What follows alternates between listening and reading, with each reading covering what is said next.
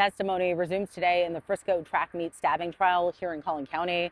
But before court gets underway, I do want to catch you up on what happened during the second half of testimony yesterday. Real quick, my name is Janelle Fort. I'm a journalist based in Dallas, and I've been covering this case closely.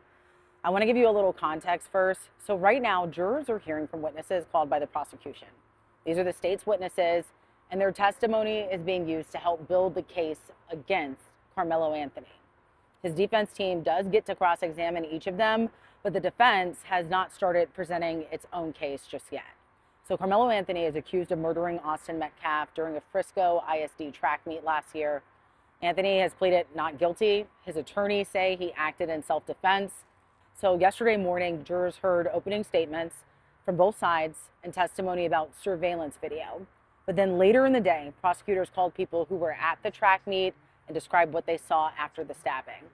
A Memorial High School athletic trainer testified she heard screaming, was told Anthony was the person involved, and performed CPR on Austin Metcalf until paramedics arrived. She told jurors that during it, she was, quote, in autopilot, you just keep going until help arrives. Jurors also heard from coaches. One coach testified that after the stabbing, he held Anthony and asked him, quote, what did you do?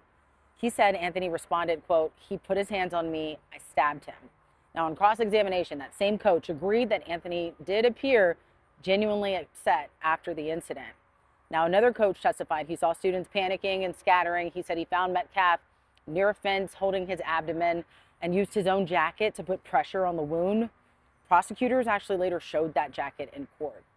They also played the 911 call from that day. People inside the courtroom could hear yelling and crying in the background, along with someone repeatedly saying, quote, stay with me, Austin. Several people in the courtroom cried as that call played. Austin Metcalf's parents were also visibly emotional. At points, they were sobbing as witnesses described efforts to save their son's life. So today, testimony continues with more state witnesses expected. And remember, there are no cameras, no audio recordings, and no live stream from inside the courtroom. There's also a gag order, so attorneys and families on both sides are not allowed to speak publicly or with the media as the trial moves forward. Our reporters and legal experts will be inside the courtroom. They'll continue to be inside the courtroom every day, giving us updates. And we also have a sketch artist here that's providing those images you see in this video.